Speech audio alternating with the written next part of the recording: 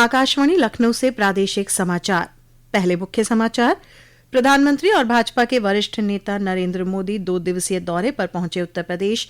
पहले दिन प्रयागराज में की जनसभा, वाराणसी में मातृशक्ति सम्मेलन को किया संबोधित।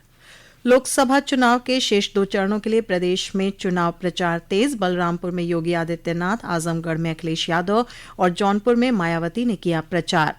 फर्रुखाबाद लोकसभा सीट के अलीगंज विधानसभा क्षेत्र के एक मतदेय स्थल पर 13 मई को हुए मतदान को घोषित किया गया अमान्य। 25 मई को होगा पुनर्मतदान। और प्रदेश के कई जिलों में बदला मौसम, भीषण गर्मी से लोगों को मिली राहत। मौसम विभाग ने लखनऊ समेत आसपास के 6 जनपदों में जताई बारिश की संभावना। नमस्कार, प्रदेश के समाचारों के साथ मैं श्वेता उपाध्याय और अब समाचार विस्तार से। प्रधानमंत्री और भाजपा के वरिष्ठ नेता नरेंद्र मोदी ने आज उत्तर प्रदेश के 2 दिवसीय दौरे के पहले दिन प्रयागराज में भाजपा प्रत्याशी के समर्थन में जनसभा को संबोधित किया। श्री मोदी ने कहा कि 2024 का यह चुनाव तय करेगा कि भारत के भविष्य की त्रिवेणी किधर बहेगी। आज भारत की पहचान एक्सप्रेसवे और इंफ्रास्ट्रक्चर से होती है। विपक्ष पर निशाना साधते हुए उन्होंने कहा कि पहले की सरकारों में कुंभ में भगदड़ मच जाती थी, क्योंकि यह डर रहता था कि कुंभ के लिए ज्यादा कुछ किया तो वोट बैंक खिसक जाएगा। लेकिन मोदी का मंत्र है विकास भी विरासत भी। उन्होंने दावा किया कि भाजपा सरकार पिछड़ों और दलितों का आरक्षण किसी को छीनने नहीं देगी। उन्होंने विपक्ष पर लगातार झूठ फैलाने का आरोप लगाया।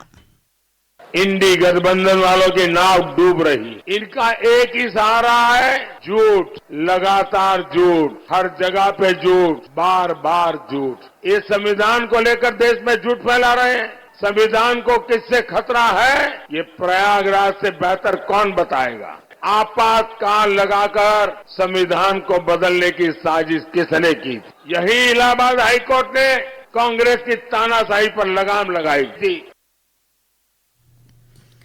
प्रधानमंत्री नरेंद्र मोदी ने वाराणसी के संपूर्णानंद संस्कृत विश्वविद्यालय में आयोजित मातृशक्ति सम्मेलन को संबोधित किया। श्री मोदी ने कहा कि काशी मातृशक्ति का सबसे बड़ा केंद्र है। उन्होंने कहा कि भाजपा सरकार की नीतियों में महिलाओं की भागीदारी रही है, जो भारत की सफलता का एक बड़ा कारण है। सरकार ने पिछले 10 वर्षों में सरकारी योजनाओं में महिलाओं को प्राथमिकता दी है। सरकार ने महिलाओं को घर, गैस और इज्जत घर देने का काम किया है। विपक्ष पर महिला विरोधी होने का आरोप लगाते हुए श्री मोदी ने कहा कि सपा कांग्रेस की सरकार में महिलाओं की उपेक्षा की गई है। इस कार्यक्रम में विभिन्न क्षेत्रों से जुड़ी 25,000 के करीब महिलाएं शामिल हुईं। प्रधानमंत्री आज वाराणसी में ही रात्रि विश्राम करेंगे और कल बस्ती में चुनावी जनसभा में हिस्सा लेंगे।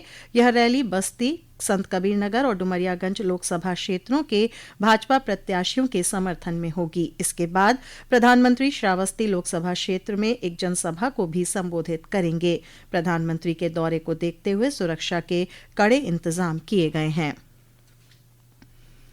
लोकसभा चुनाव के शेष 2 चरणों के लिए प्रदेश में चुनाव प्रचार तेज हो गया है। इसी क्रम में मुख्यमंत्री और भाजपा के वरिष्ठ नेता योगी आदित्यनाथ ने आज बलरामपुर, सिद्धार्थनगर, संत कबीर नगर, बस्ती और आजमगढ़ पार्टी प्रत्याशियों के समर्थन में जनसभाओं को संबोधित किया। श्री योगी ने कहा कि प्रधानमंत्री नरेंद्र मोदी के नेतृत्व में पिछले 10 वर्षों में हमें एक नए भारत का दर्शन हुआ है, जिस भारत में देश की सीमाएं सुरक्षित हैं, भ्रष्टाचार और आतंकवाद पर पूरी तरह से काबू पाया गया है। उन्होंने सपा और कांग्रेस पर परिवारवाद और भ्रष्टाचार को बढ़ावा देने का आरोप लगाया। सपा प्रमुख अखिलेश यादव ने आज इंडिया गठबंधन के प्रत्याशियों के समर्थन में आजमगढ़ और भदोही में जनसभाओं को संबोधित किया। उन्होंने प्रदेश की सभी सीटों पर इंडिया गठबंधन की जीत का दावा किया। सपा प्रमुख ने आरोप लगाया कि भाजपा का वादा झूठा साबित हुआ है। भाजपा सरकार युवाओं और किसानों की मदद करने में पूरी तरह से फेल हुई है। उन्होंने वादा किया कि इंडिया गठबंधन की सरकार बनने पर किसानों का कर्ज माफ किया जाएगा। आजमगढ़ में जनसभा के दौरान सपा कार्यकर्ताओं ने जमकर बवाल काटा, जिसके बाद पुलिस ने उपद्रवियों को वहां से खदेड़ा। सपा के राष्ट्रीय महासचिव शिवपाल यादव ने आज अम्बेडकर नगर में इंडिया गठबंधन प्रत्याशी के लिए वोट मांगे। जनसभा के दौरान मंच टूटने से कई कार्यकर्ता नीचे गिर गए, लेकिन शिवपाल बाल बाल बच गए। बसपा सुप्रीमो मायावती ने आज जौनपुर में पार्टी प्रत्याशी के समर्थन में जनसभा करते हुए भाजपा को घेरा।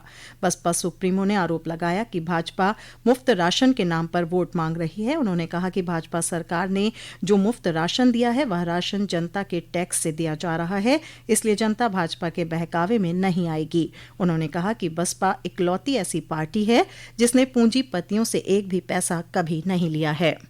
कांग्रेस, बीजेपी, अन्य सभी विरोधी पार्टियों ने इस देश के बड़े बड़े पूंजीपतियों व धन्ना सेठों से अपनी पार्टी के संकल्प को चलाने व चुनाव आदि लड़ाने के लिए बॉन्ड के जरिए अरबों खरबों रुपया इस देश के बड़े बड़े पूंजीपतियों व धन्ना सेठों से लिया है।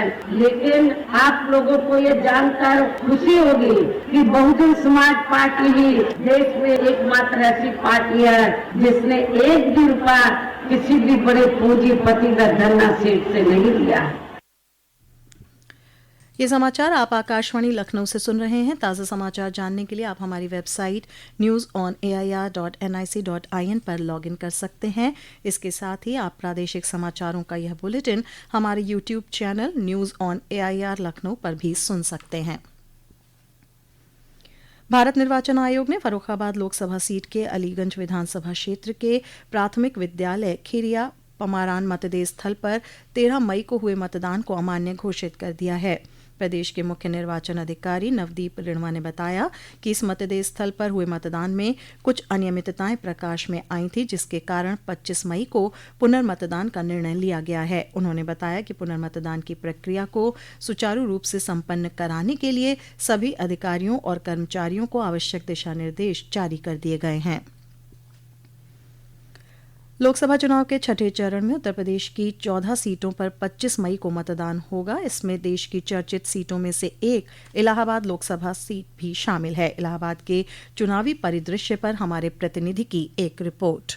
इलाहाबाद सीट से जीतकर लाल बहादुर शास्त्री और वीपी सिंह देश के प्रधानमंत्री बने थे। पिछले 2 चुनावों में इस सीट पर भाजपा जीत रही है। इस सीट पर सबसे अधिक 7 बार कांग्रेस ने जीत दर्ज की है। इस बार भाजपा ने पूर्व राज्यपाल पंडित केसीनाथ त्रिपाठी के बेटे नीरज त्रिपाठी को मैदान में उतारा है। वहीं इंडिया गठबंधन से कांग्रेस ने उज्ज्वल रमण और बसपा ने रमेश पटेल को उम्मीदवार बनाया है। इनके अलावा 11 अन्य प्रत्याशी भी चुनाव में अपनी किस्मत आजमा रहे हैं। वर्तमान में कांग्रेस छोड़कर भाजपा में आई रीता बहुगुणा जोशी यहां से सांसद हैं। 2019 के लोकसभा चुनाव में रीता बहुगुणा जोशी ने समाजवादी पार्टी के राजेंद्र सिंह पटेल को भारी मतों से हराया था। सभी दलों ने अपने प्रत्याशियों की जीत के लिए प्रचार तेज कर दिया है। इलाहाबाद संसदीय क्षेत्र में कुल 5 विधानसभा सीटें आती हैं। इनमें मेजा, करछना, इलाहाबाद दक्षिण, बारा और कुराऊं शामिल है। इस संसदीय सीट पर 18 लाख से अधिक मतदाता 14 प्रत्याशियों के चुनावी भाग्य का फैसला करेंगे। प्रवीण मिश्र, आकाशवाणी समाचार, प्रयागराज। लोकसभा चुनाव के 5वें चरण में कल प्रदेश की 14 लोकसभा सीटों पर कुल 57.98% मतदान दर्ज किया गया। प्रदेश के मुख्य निर्वाचन अधिकारी नवदीप रिणवा ने बताया कि सबसे अधिक 67.1% मतदान बाराबंकी लोकसभा सीट और सबसे कम 51.64% मतदान गोंडा सीट पर हुआ है। वहीं लखनऊ पूर्वी विधानसभा उपचुनाव में 52.45% मतदान हुआ है। बीते 7 दिनों से पड़ रही भीषण गर्मी से परेशान प्रदेश के कई जिलों के लोगों को मौसम में बदलाव के चलते कल शाम राहत मिली। सिद्धार्थनगर और महाराजगंज के तराई क्षेत्रों में हुई बारिश के कारण गोरखपुर सहित प्रदेश के कई पूर्वी जिलों में तापमान गिर गया। रायबरेली और बदायूं में भी मौसम में अचानक आए बदलाव से लोगों ने गर्मी से राहत की सांस ली। मौसम विभाग ने राजधानी लखनऊ समेत कानपुर नगर, कानपुर देहात, उन्नाव, बाराबंकी और हरदोई में 30 से 40 किलोमीटर प्रति घंटे की गति से तेज हवाओं के साथ बारिश की संभावना व्यक्त की है। वहीं मथुरा, अलीगढ़, हाथरस, जालौन, आगरा, झांसी, ललितपुर, फिरोजाबाद और आसपास के इलाकों में हीट वेव की स्थिति अगले 5 दिनों तक बने रहने की आशंका जताई है।